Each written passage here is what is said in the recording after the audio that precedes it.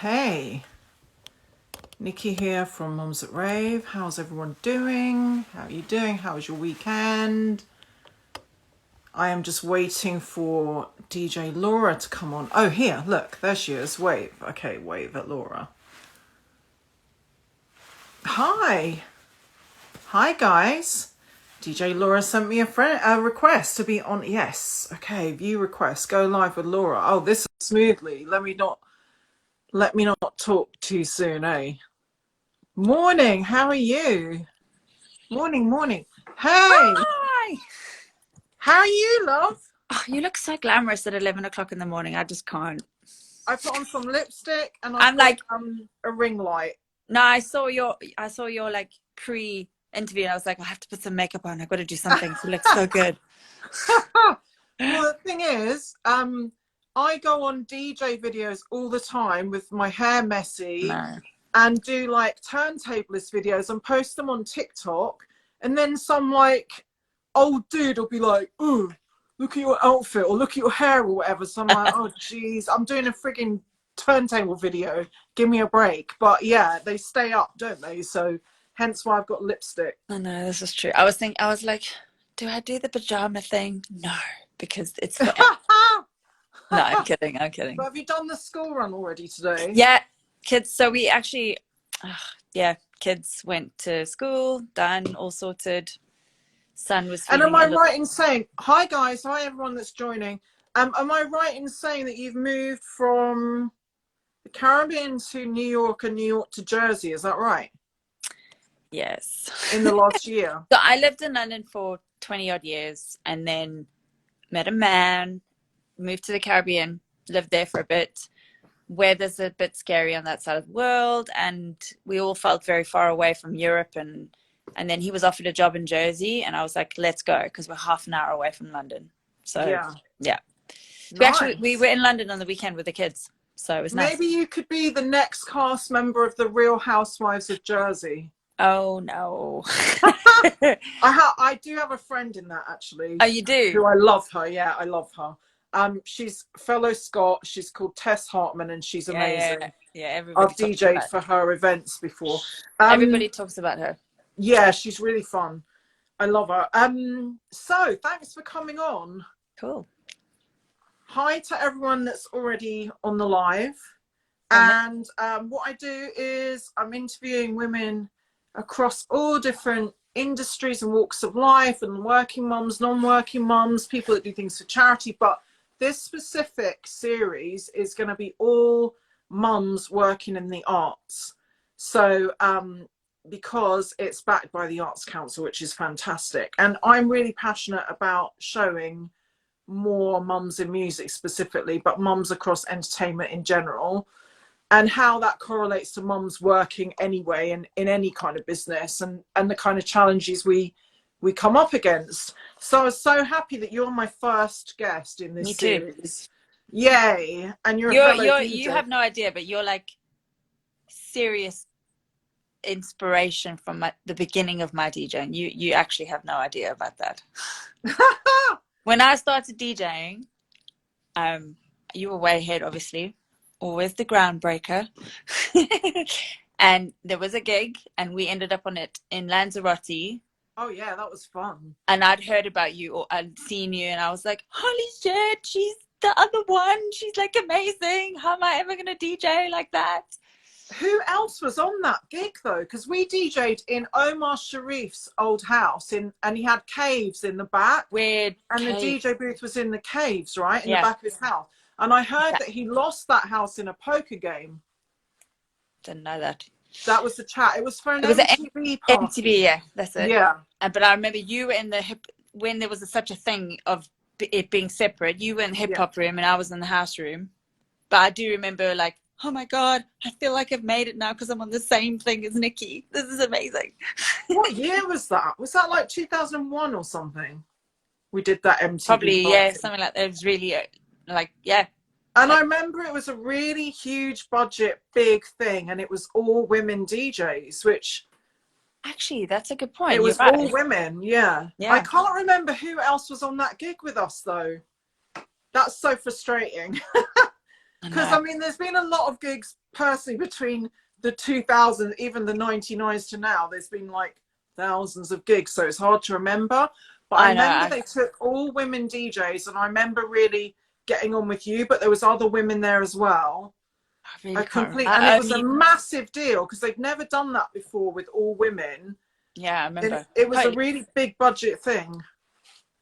I remember they had like directors of MTV in, and it Yeah, was, yeah, it was huge. yeah. But yeah, that So was a lot. tell us a bit about yourself and what you've been doing since we met in 2000. Just DJing as much as I can, obviously, any gigs and anything that I just think is brilliant. It's really hard to mix commercial life with underground cool life, if that makes any sense. Yeah, Because DJs get booked for corporates and they do it, and then they really want to play the underground stuff. But that's actually, the underground stuff is the challenging stuff. yeah, definitely. Because there's a million DJs doing that, but not so many that may be that great at doing a corporate. And it works it shifts very quickly, I think. And there's a sort of inverse snobbery about, oh, well, if you've done that, you can't do that. And if you own a label, you can't. It's But weird. I just don't get it. Like if you don't, I still struggle with that. If you're not wearing a tracksuit, you can't DJ underground. You have to wear it. Like, why? Just everybody's cool. If you can play music, why not? yeah. But anyway, so DJing, and then I started production, which is really the best. So I make my tunes and I put them out hoping that something amazing is going to happen. Had a few of them chart, and they're just really good to collaborate with any And amazing. so like me, I produce as well. Did you know that we're only 2% of all producers in the world are women?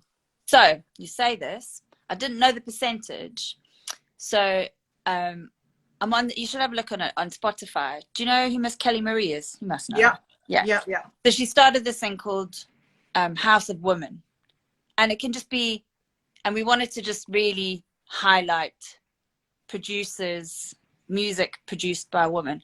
Do you know how difficult it is to find and update that list? I update the list we do it like every week. We share it, but the point is, you end up posting the same artist but with different songs, obviously, because it's really good. It's really difficult to find great female producers. Fine to feature, loads of female featuring, but the actual producers, very difficult. Well, we're only 2%, so you and I are in that 2%. Wow. And I write songs as well, and that's only 12%. So that's horrendous. And Why DJs, I would have said, because I started DJing in 1989. I was a kid. I was like 3 years old. No, joke.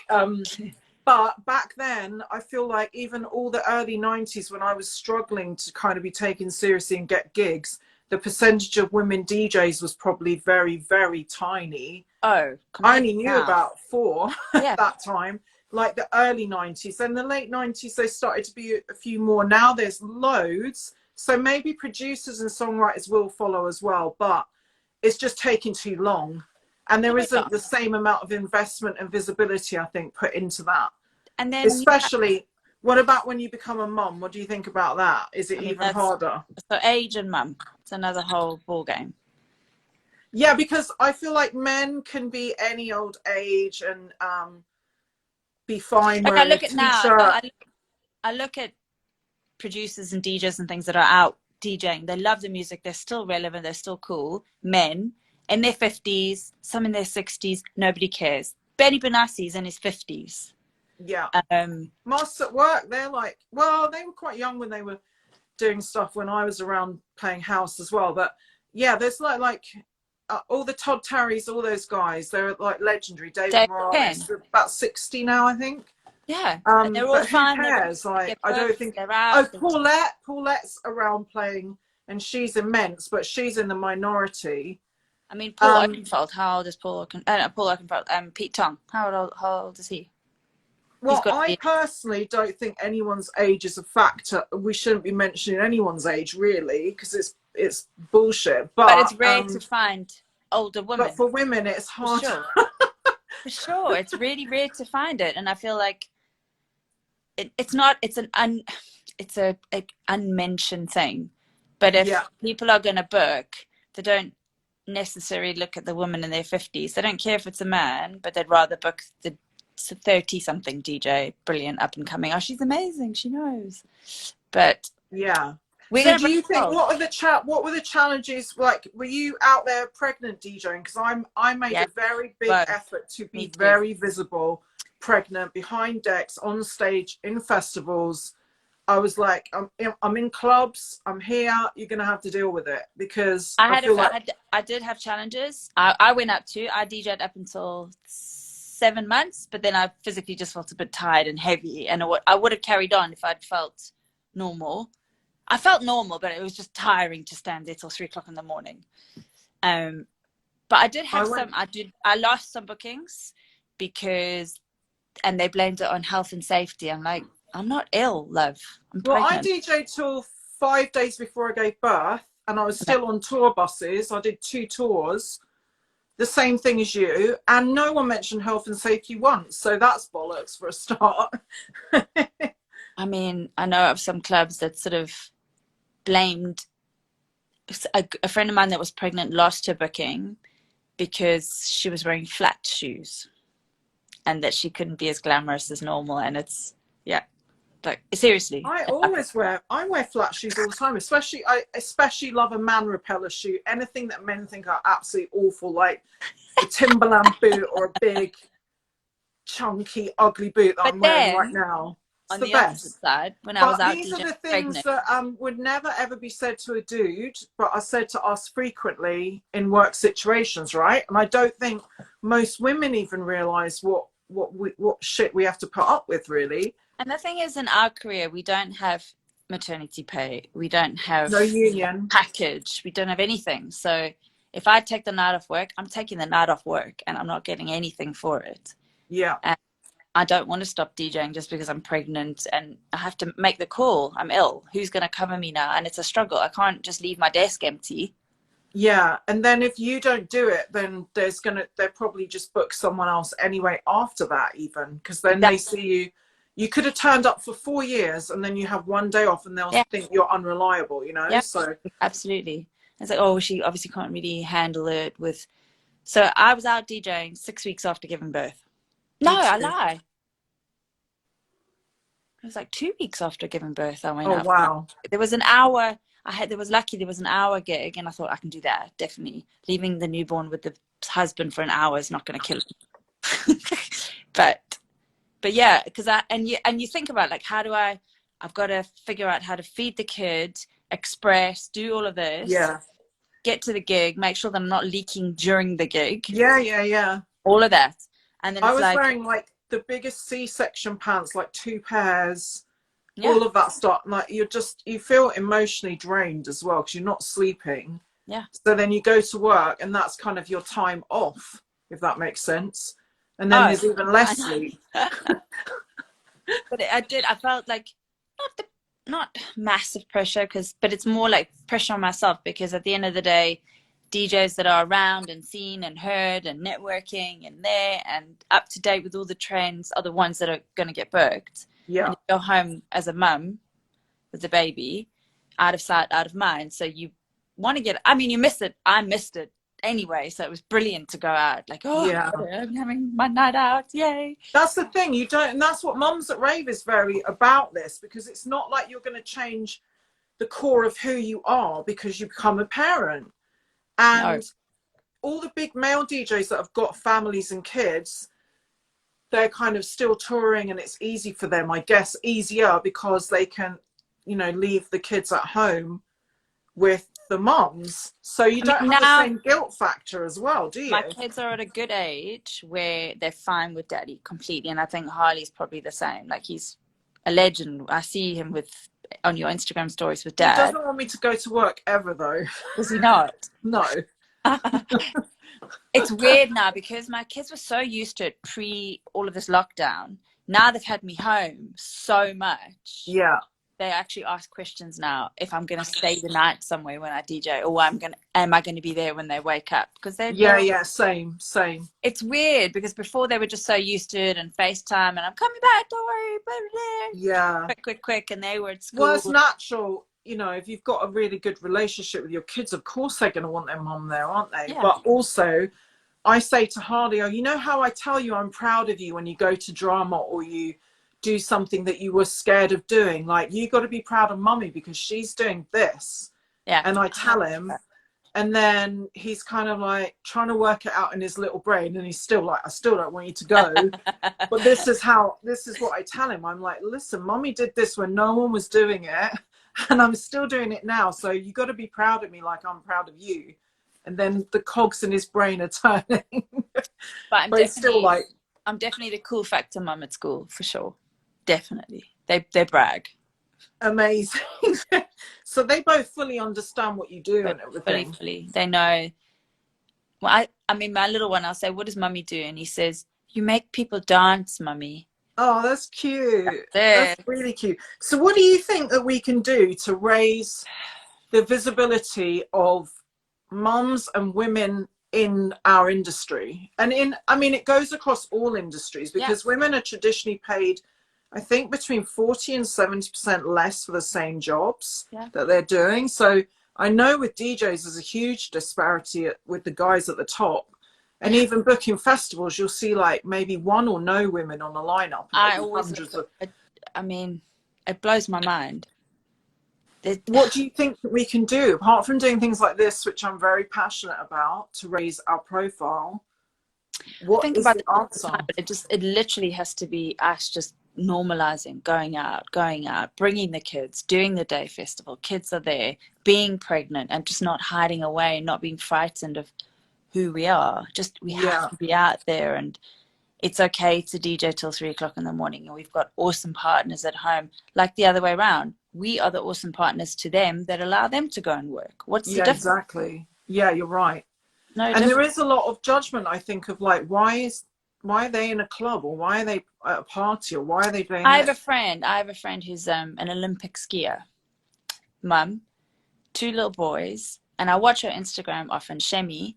Her name's Shemi Alcott, and I noticed, and she had to go off to do, it was some amazing training or something amazing to do, and she's a presenter, Sky presenter. She presents, and she had to, I think she was away for like a month from her kids.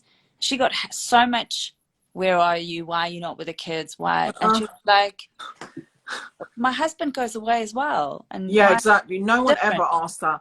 And also, do you find, because I find in interviews a lot of people are very interested in that, but no one ever asks a dad, who's looking after your kids, or why are you out working? No one ever asks that. Never. I mean, so I guess, you're right, it's normalizing it, it's more visibility, which is something that I'm trying to do through Mums at Rave as well. And all of us as mums going, we don't feel guilty because we've gone away for 2 nights to go and do a job. I mean, I still do. But then we all should, mum, dad, everybody should feel guilty, but nobody should penalize us for us or pull us up for doing it. Or what kind of mum are you? Why are you not at home? I'm like, but I'm home all day. Yeah. And some parents are not home. That's the thing. So when we go to work, we've usually done a full day at home, and then we go to work and do a gig, and then we probably get up and do the school run as well, the same way. I've done all the washing, the clean. I stand there in my pajamas, my hair scraped back, and I'm like, wow, this is so different to last night. But definitely. all their clothes are done, their bedrooms are cleaned, it's all sorted and ready for daddy, and then he comes home and we swap. I'm going to go out, do my thing, and I'll be there in the morning when they wake up. They don't know the difference. They don't care. They love it. We're all there. We're all loving each other. Who cares? Yeah, exactly. They get to experience really different things. I take them to really cool places in the world just because I want to be there. I think that's underestimated as well, the kind of life experience they could get going on tour or coming to different places and venues and festivals. It's pretty amazing for a child to see all that stuff. 100%. My kids have traveled so much in their little lives. They're only 4 and 5, and they've done more flights than most, and they love it, and they can't wait to go. I take them to, obviously you do the family friendly bit of it, but festivals are awesome for children. They love it. They really are. Get some little ear protectors on them, jamming. So a friend of mine, a female as well, it's been tough for her she started a festival, called Maraki Festival. It's her baby. She did it all. Sadly, she lost it all because of COVID, but her invested her life into it, and it was so awesome. And we had Seb Fontaine DJing in the dance tent, and I've forgotten all the DJs that were there, but it was awesome, and bands, and she managed to keep it going. A big, huge festival. But her whole thing was like, it's for kids, it's for everybody, it's not just for mental ravers. And there were kids in the tent loving it during the day, and there were, there was a kids corner art festival, but female. She's awesome. Yeah, that's wicked. So, we just need more of this, and more. I just think mums shouldn't be. My friend has another. It's called WOMO, women's WOMO, women that work. Don't feel bad about it. Well, the thing is, most of us have got no choice either, because if we didn't work, we wouldn't have a roof over our heads. So it's not like a luxury, is it? It's something that I've done since I've been working since I was 14, like with multiple jobs and university and everything else, I used to work in a restaurant. Yeah. If I wasn't getting any money, I had to get it somehow.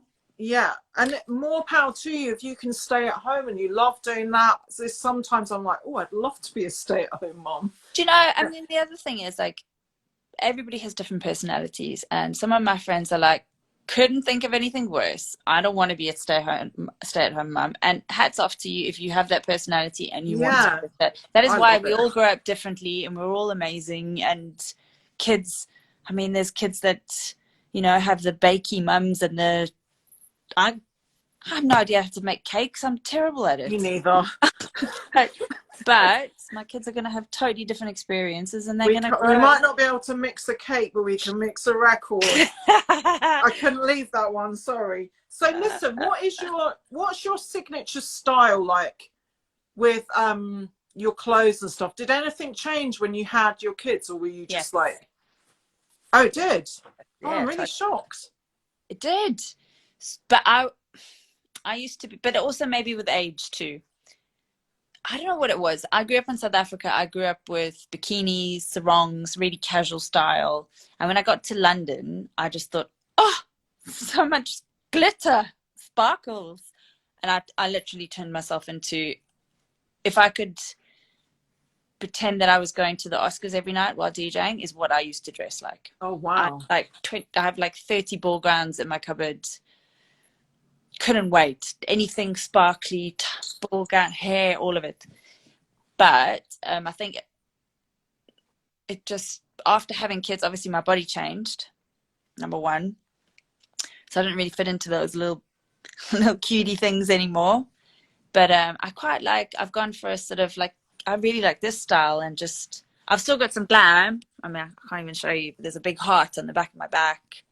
Still same style, but I just feel really more confident in myself, if that makes any sense. Wow, and I don't feel like I need to dress like a crazy person. I just I feel like sometimes when you become a mum, you want to dress more like a crazy person, because you don't have the creative outlets as much, or you're not out as much. So when you do go out, you just put it all on.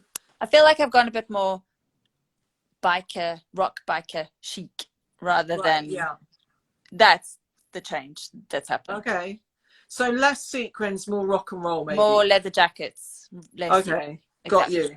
What advice would you give to a mum who's lost her mojo? Like, because we all know it can happen when you have, because of all the hormones and chemicals and changes. And what advice would you give to someone? I love that question, because I suffer from that myself often. Go out with your girlfriends. You just get dressed up, put some makeup on, go out with your girlfriends, because it just reminds you that you're still awesome, and that you guys are actually still the same, and lunatics, and have a laugh. And how have you because none of us have been able to really see our girlfriends. Like, I haven't seen my best friend in over a year since we stopped touring in March. She's in LA, I'm here. Like, it's really difficult to keep in touch. And no, it's easy to keep in touch, but it's that kind of contact and having a drink and those laughs you have when you're together. I know. I mean, for the first time, time, how have you done that with COVID and everything? I mean, I battled. Obviously, wasn't able to go out and do anything at all. Gosh, how have I done that? I mean, you couldn't do it. That's the awful thing. Have you done much online stuff? Like, have you been streaming and stuff, or not too much? Because it's difficult being a mum. Like with streams, you have to coordinate the stream every single week at the same time. I know. It has to be a regular show. When you're a mum, it's really difficult to. I did a few, but to be honest with you, it was brilliant actually to get onto the decks just to feel the music again and for it to be loud and feel the decks again. I love that, but I just missed the crowd so much. Yeah, and I felt me too. it was more for a practice rather than I was like, and remember this tune and this tune and this tune, and doing the lives for that more than for anyone to care. Do you know what I mean? Yeah. You can't get a flow of music properly without the energy of the room. I really don't think you can. Yeah. The flow's for you for that hour, for that live stream. Yeah. But, I'm doing a live, couple of them coming up actually. So they're still happening, but I feel like they're getting less now just because you can DJ now, you can go out. Yeah. I think we've learned a valuable lesson from that in a way, is that you have to have a backup. You have to have an online presence and something to back up in case this all goes tits up again. Totally. You've got to have, I always think, especially since becoming a mom, try to have multiple revenue streams. So whether it's from writing or producing, or you've got merch, or you've got hustle on the side, or hip hop. I don't know. It could be like a whole different thing, but you've got to have a few different eggs in your basket, because you can't just rely on this always being here. And also the statistics are crazy. In the UK, 70% of clubs have closed since 2010. So when just so it happens, it coincides with the Conservatives coming in. But anyway, since 2010, there's been a loss of like 70% of clubs. So all that new talent, all the groundbreaking stuff that happens when bands and DJs and new genres and all that stuff that happens in clubs at the lowest level, not the festivals, because that's like once you're already signed, you're probably going to have to get signed to be booked at festivals nowadays. Yeah. But all that stuff is not happening as much now. So where do we actually go to get paid and groundbreak? It's probably going to be online now instead. So and I felt it was so the whole dynamic has changed, I think. All these things of like buy me a coffee.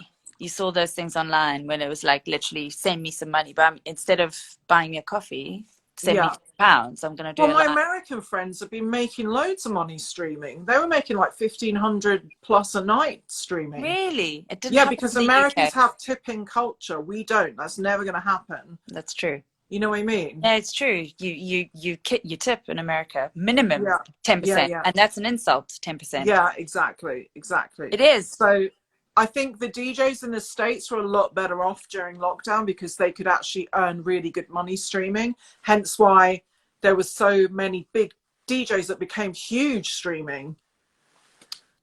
D Nice, right? Yeah, D Nice, yeah. I mean, he deserves it because he's a legend. At least it's going to the right person this time and not like... Yeah. But I'm just saying, like, that is a whole other revenue stream now, I think, for people.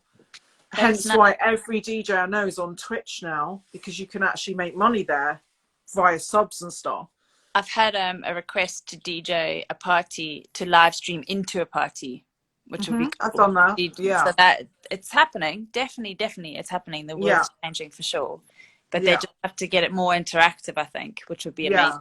Which is good. The good thing about Twitch is it's very interactive and everyone can like comment, and there's like little gangs and things that you can send to people. They've figured that out really well on Twitch. So I think that's why so many DJs are loving it. It's almost like the world was preparing for this. Yeah. Honestly, all these codes on your phones and things like that, like this is all becoming apparent now with the pandemic, and not touching anything and just looking Face ID, all of it. It's nuts. It really is nuts. What were you feeling about hugs coming back? Are you a hugger? I've been hugging the whole time. Have you? Oh, God. I never really hug anyone. Do you know, it's weird. Like, you meet people now and you're like, Yeah, I elbow prefer that. pump. Like, what do you? And then, I oh, like are we that. hugging? Okay, let's hug. It's weird. No, I've always been this one. Let's just You do know, that. do you know what's weird now? The first question is, have you been vaxxed? Are you a double vaxxed? Oh, oh First yeah, a question. lot of people have been asking that actually. So, And then they move forward cautiously if you're a half a vaxxer or a double vaxxer. Depends. oh, well, I'm trying to stay away. I DJ'd my first live gig on Friday, and it was still socially distanced, but I think people were so happy to see a DJ, and I was actually really happy to see them, but loads of people were coming to the booth. It was like a magnet was on the booth and everyone was coming to it, and I was just like, I know. please, like, I'm happy to see you, but I'm not that happy to see you. Like, stay an arm's length away. When the UK opened for a minute there was last summer it opened properly for a minute, and there was a couple of games, but it was still like, clearly there's something going on here. But people don't care when they were drinking. They come up to your ear. Oh yeah. I'm like, hello. How many times have you been spat on by someone asking for a request? It's the grossest part of our job. Hugging, kissing, red wine breath. I love you. I'm like, okay, thanks, love. Yeah. Step back a bit. Thanks. Yeah. And then if you say that, you're rude. Yeah, I didn't miss the non-contact and no hugs at all. I'm like, I'll be happy with that. So, how have you kept happy and positive on this note during the past year with all of our jobs and everything gone? So throwing my head into music, amazing. It's quite a brilliant thing, because when you DJ, you're influenced by other DJ sounds and music, and we've lost that now. We can't hear other DJs. I mean, they're playing stuff, but they're playing really what they're choosing. They have no idea what the crowd wants anymore, because there isn't a crowd to please. Yeah. So a big track is only a big track because it's on the radio. It's not on the dance floor anymore. Nobody goes, I heard that in Ibiza or that. It doesn't happen anymore. So now it's actually massively all your influences from you. Nobody else is influencing you, which is awesome. So I love that. And I'm like, actually, I can become more experimental now. I don't have to follow any trends because there aren't any. So have you just been producing more stuff then? Way more production, and also reaching out and having more luck with it's horrible. It's because nobody can work, but like vocalists that normally wouldn't be around, they're around. And they're so keen and they want to sing, and they're like, yeah, let's put something out, and they're not unsure. So that's been a bonus for me. It's probably humbled a lot of people as well, this, because everyone's gone back to square one, haven't they? Massive friend, big singer, works at Tesco's now. Wow. He just said, I had to do something, babe. So he's doing deliveries for Tesco's or something. But he's a massive singer. Yeah. Massive, amazing singer. I think he's going back to it now. But to get him through that, totally humbled him. You know, like, shit, what else are we going to do? Yeah. But it's so hard. And the restaurant industry are on their knees now because everyone left. My friend, I was talking to my friend the other day, and she just said, all the waiters, servers, everybody, they've all gone back to the EU. Or found jobs in construction or things like that. And then thinking, hang on a second, nightlife's actually quite tough. Yeah. Now, I know. I was looking at the people working in the venue the other night when I was DJing, and I was just thinking, you guys earn your money, boy. They're on their feet for hours, having to be so nice to people as well. Yeah, pre-DJing, I used to work in a bar, and I was there during the day, and I'd stay till 3 o'clock. Sometimes a double shift would be from like 10 a.m. till 2 a.m. You have your break, but it's a double. Oh, it's no, 2 hours. 2 hours. You have a good break, but the point is that your choice to take that double. But this is the industry, nightlife, and people don't realize how massive it is to lose that whole industry in theaters. And you leave the theater, where'd you go? You go out afterwards. Yeah. Go. Yeah. They're all those servers, DJs make the music, they make the atmosphere. We're tastemakers as well. Like a lot of us, we produce, like I've run parties for years. Like we actually taste make what people in London and other cities are taking in, you know? And I saw there was they're saying, you know, when there was that whole thing of find another industry. Yeah. On a poster. The whole thing was created by an I artist. feel like those people need to find another industry because they haven't run the country too well. So how about that? Exactly. I love that everybody stuck through, and they, you know, they're back and they're dancing and they're singing and they're DJing and producing and Yeah. saxophonists and live instruments, and it's all coming back slowly. I just hope things open There's up. so many talented people. Like, you just walk into work and you're surrounded by other DJs that are amazing, like you say, instrumentalists and musicians and singers, and like we have taken it a bit for granted, maybe, 100%. that there's all these amazing And all these people. like in-house bands that you see at clubs, Yeah. they're all in bigger bands, and they all Yeah, or tour. they've played with like Abbey Road or this person or that person. Exactly. Like, And they're just, you know, they're doing a weekly gig just to get the rent in, and then the rest is history. And that's what we all do. We do our or weekly because thing. they love doing it. They just love being out performing. Sometimes I take gigs and I'm like, well, they're not paying me what I should be getting, although I am quite strict on things like that. But Good. but you know, sometimes you're just like, I just love these people so much, I'm going to do it. You I know what I know. mean? I know. Yeah. I used to do normally in the peak of things, we would kick off on a Wednesday, and you'd sort of do Wednesday, Thursday, Friday, Saturday, like really in the peak of things. Sunday, rest, sleep, eat, all of it. And I used to get up at lunchtime on a Monday and walk around London and see people hustling and going and rushing to their work, you know, going to I work. just used to be so thankful that wasn't me. That's exactly it. I used to walk around going, I've got my pajamas on underneath this, and I'm going right back home to chill. And I felt Yeah. so good that I wasn't in the rush of life. Oh, it's But a we have a whole, but different thing. then, but then the people that we meet and network with, it's like a whole different life. Like, you end up knowing so many people in nightlife, and that's just like, that's where you are. That's your, it's like a double life, really, isn't it? Like, it's normal for us, but I not mean, the normal for everyone thing is, else. people also have to factor in, like, we have very antisocial lives. Yeah. Oh, the Now amount it's of weddings I've missed and friends' birthdays and exactly. family Now it's things. awesome. I was actually talking to somebody the other night, and because I had there are few gigs going on right now, so you kind of are going to other gigs that are happening. And I was like, wow, this is so weird. Like, we're all like 3 DJs in a room with another one playing. Like, I'm never around other DJs because they're all playing all the time. Yeah. But the most important thing is we're women, our children are home, they're tucked in bed, and they wake up in the morning and mummy's there. Yeah, definitely. I remember I flew to LA to do a gig one time with Khalees. It was the trainer Complex Con, that's what it was. And I flew on the Friday, did the drop off for school, went to Heathrow, I think, flew out there, got to LA, stayed at my friend's house, and we did the gig that Saturday night, I think. I think Friday night I just got there, so I was in bits. Saturday night I was in like some crazy mansion in the Hollywood Hills. And then I was back for Monday morning to do the school run. Yeah. And people are like, oh, did you have a nice weekend? And I'm like, yeah. And I was wearing these new trainers because it's it's Complex Concert. It's all about sneakers. And they're like, oh, I like your new trainers. And I'm thinking, well, yeah, I got gifted them at, like, last night at this crazy party in Hollywood. But yeah, so it is, when we're like really rocking and rolling, it is really amazing, the dichotomy between mum life and our actual job. I honestly, like, yeah, exactly that. I'm standing there, glamour. I did this gig in New York, and it was wall to wall celebrity. Literally, I was a bit, you know, when you're sort of standing there, you're going inside.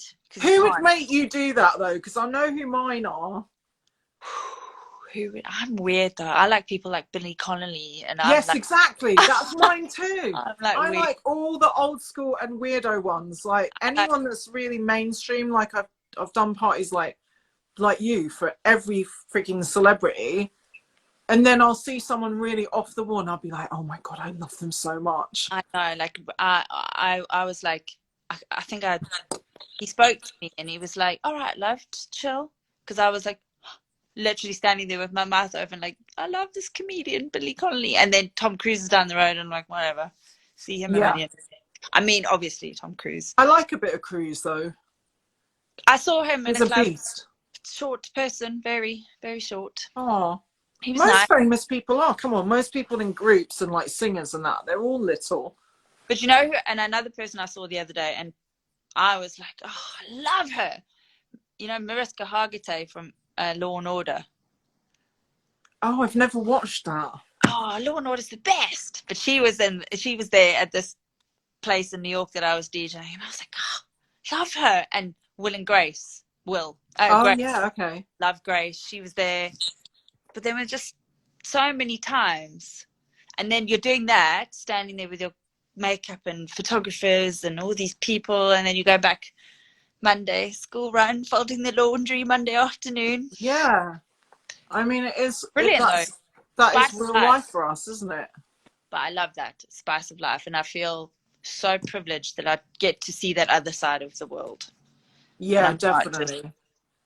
Yeah, I mean, one time I was at dinner with Jay-Z, Beyonce, Nas, Khalees. There was loads of like Steve Stout, I think. Like, but to be honest, I've always just felt like, yeah, I deserve to be here as much as they do. I Do you know what I mean? that's the thing. Like, it's funny when you're in a group of people and they'd be like, I've often said it, parties like that, and there'd be, you know, lawyers and this person, that doctor, that financial person, blah, blah, blah. And then they're like, oh, what do you do? And I'm like, oh, I DJ. And they automatically, the whole ice breaks. What? They love it. Yeah, yeah, yeah. What? How? What? Where do you play? For sure. It's just different. They just can't get their heads around the fact that you've made a living out of this. Yeah. Not just a hobby. No, definitely. So, on that note, what would be your go-to raving tunes? Like, if you were coming to a mum's at rave and I was playing some tunes, what would definitely get you on the dance floor? Music sounds better. Okay. Tune. Yeah. Show Me Love. Okay. Tune. I would definitely play that. Tune. Gosh, there's so many. I mean, is it like anything like iconic house music? I mean, I love, but then there's new stuff, like anything with a dirty bass line, I'll be right up there. I love a bass. So hard.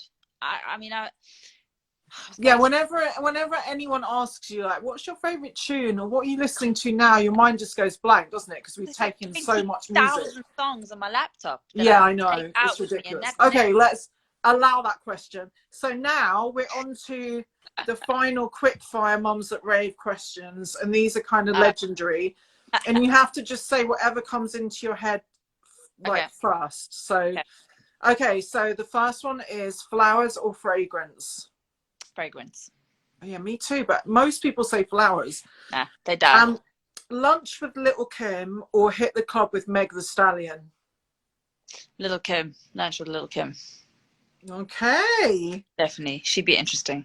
She's a very interesting person. I've met her a couple of times. She's so cute and absolutely tiny. I've never felt more of an avatar in my life when someone tried to take a picture of us together.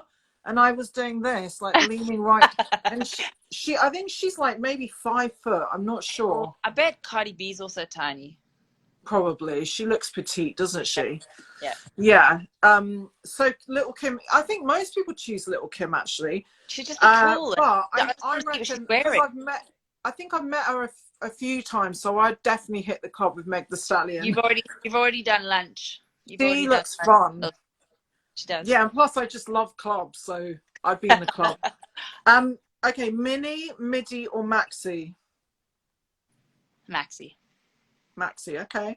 Yeah, you're very like, you can really do that kind of like beachy chic look, can't you? That's my I think. Yeah. Chic. Yeah. I always think you look like just a very rich lady. I love that.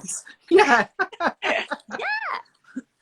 Yeah. Okay, so tiger or leopard? Leopard. Leopard, okay. I've got loads of leopard print in that cupboard. I class leopard print as a neutral. See? That's why it's just completely neutral. It goes with everything. I have leopard print shoes, all of it. Yeah. Yeah, it's neutral. Yeah. To me, that's like normal ones. And I'm trying to get my daughter into it, and my son, who's 4, knows the difference. He knows. Kids look so cute in animal print. But he knows what a leopard print is. Nice.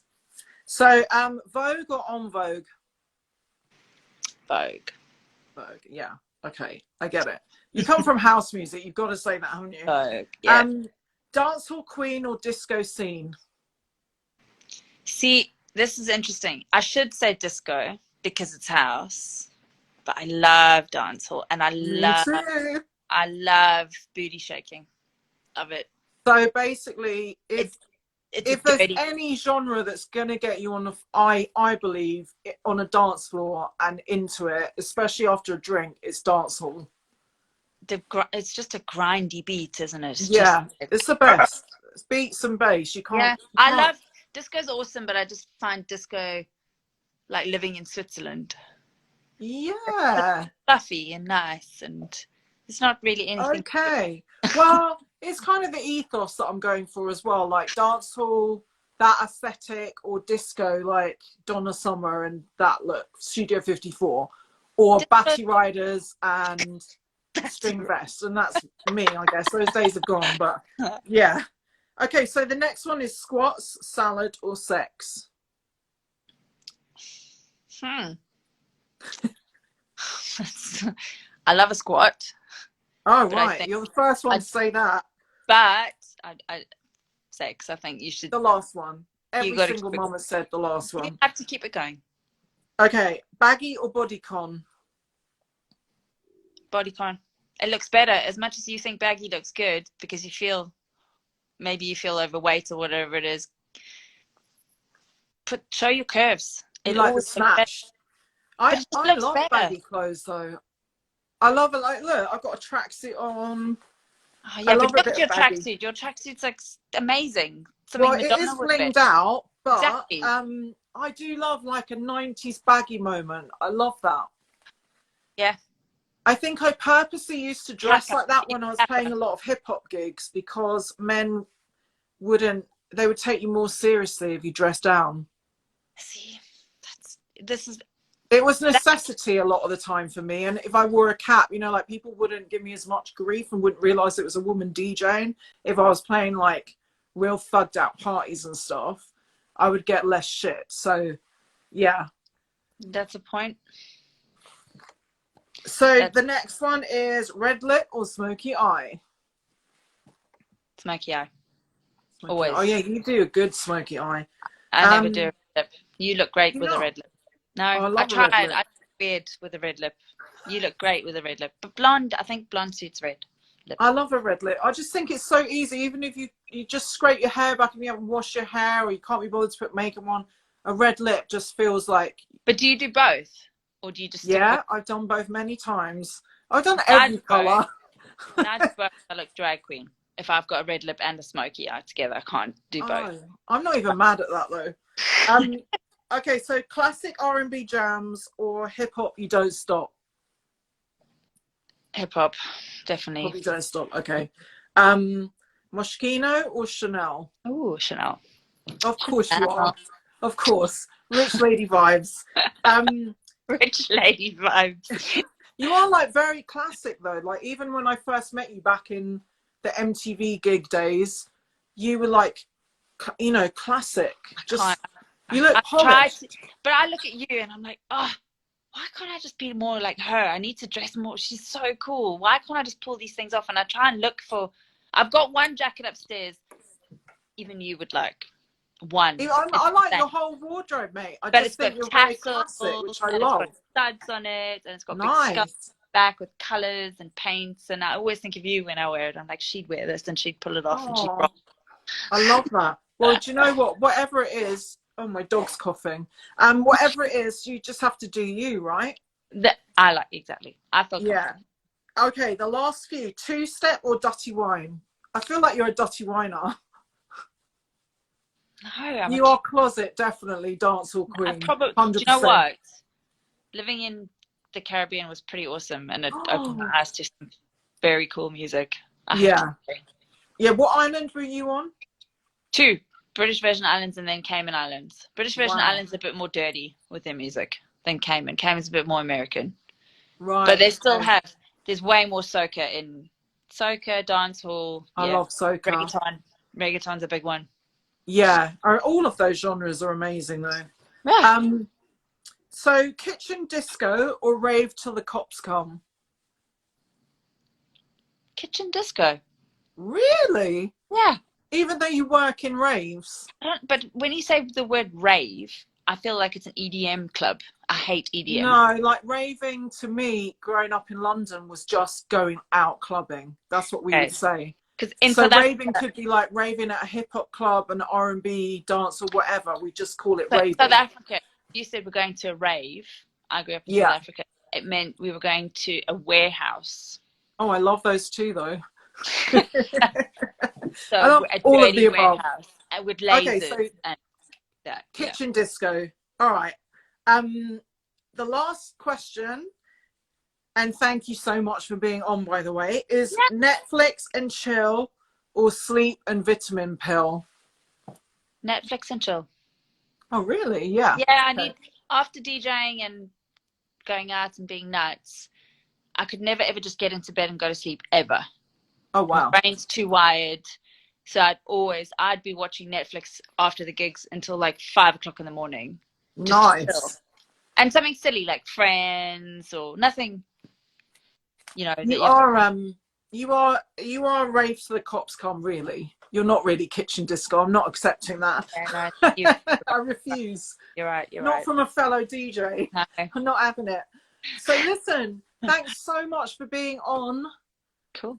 And I loved kicking it. off this whole series of mums in the arts and mums in music. It's so important for us to have more visibility. So I'm so happy you came on. Another Mums That Rave party. Oh, well, I'm looking into that now. If I do it, you have to come and DJ. I would love to. But basically what I don't want to do is book a venue or book something and then it gets postponed, because getting mums to come out, they have to do a lot of forward planning. This is true. It's not like if I put on a normal everyday party, which I do all the time. For the mum market, we really have to be like, this is definitely happening, and if it cancels, they'll probably never come out again. So I'm just doing it like baby steps, tentatively, seeing what's happening with the rest of London and the clubs and the party scene, and then I'll do a date. But I'm definitely looking at for sure a big Christmas Mums. I was going to say Christmas. Yeah, because I think things will be a lot better by then. Yeah. I wanted to book one like July, August, September, but I'm just not convinced yet that everything's going to be 100%. Me neither. Yeah, so that's the answer to that one. But I'm desperate to do one, obviously. Desperate. I'm going to put my Oscar Sparkle dress on for the Mums That Rave in December. You must, because you'll be right at home. I've never seen so many sequins in a room as Mums That Rave. It's like wall-to-wall sequins and tassels and amazingness. I loved it when you were doing the taking out the bins with all the... Oh, yeah, the take out the bins challenge. That was epic. That was so fun. If anyone hasn't seen that, go back on our Instagram feed about a year and you'll see all the mums got dressed up to take the bins out. It was brilliant. Absolutely amazing. And some of the girls, I was like, girl, look at you. I know. I just put on a sequin jacket and hope for the best that everyone would join in, and it just went stratospheric, and everyone started like really making a big effort. So it was so fun. But yeah, thank you so much for coming on. Thanks for sparing this time today. Hopefully we can do more in the... Oh, look, I would come up from Cardiff. Yeah. Well, definitely come from Cardiff. It's not that far. I've been to Cardiff many times to spin, so I know you can get there in like a good 2 hours. Soul Sisters. Who are the Soul Sisters? They look cool. Check them out. So yeah, thanks so much for coming on. Thank you for having me. It's been lovely to have you. I'm looking forward to giving you a hug. Brethrens. I saw your thing the other day. You were like, do I want to hug anyone? No, I'm happy with my kid and my dog. Yeah, my dog. All animals. Yeah, I was going to say, I'm like, what about Kev? I love kids. Kids and animals are my favourite. And your husband. Also love old people. Everyone else, just spud me. I'll give you an elbow pump. So yeah, thanks so much. I'm going to post this up on Mums That Rave now, so everyone else can watch it back. Thank you. And follow. Oh, shout out your website and shout your music out. Shout your music out. So follow me on Instagram at DJ Lora. Website www.djlora.com. So it's DJ Lora. Beatport page, same thing. iTunes, same thing. I'm on Spotify at DJ Lora. So There's a million places you can find me. Also, Yeah. something I always say on here is you can use our music. We're on Instagram Music as well. So if you put in DJ Lora, her tunes will come up, and you can use them on your stories and all that jazz as well. So that's a good one. Yeah, and if you guys like TikTok as well, I've got loads of songs. Oh on yeah, TikTok. me too. So you should be doing some like TikTok videos to the tunes. I need more. Oh no, I do like turntable videos on TikTok though. I don't do like But dance I want ones. this. But this is the thing. You need to get into the. Oh yeah, definitely. Your songs. Definitely. Maybe you should do a TikTok tune Mums at Rave challenge. TikTok. You can lead it. Do your little routine to your record. And then send the challenge out into the ether and it'll come back. Cool. Will do. All right, love. All right. Yeah. We've been on here an hour. They're normally only half an hour. So. All right. Okay, go. Big up yourself. See you later. Bye. Bye, guys.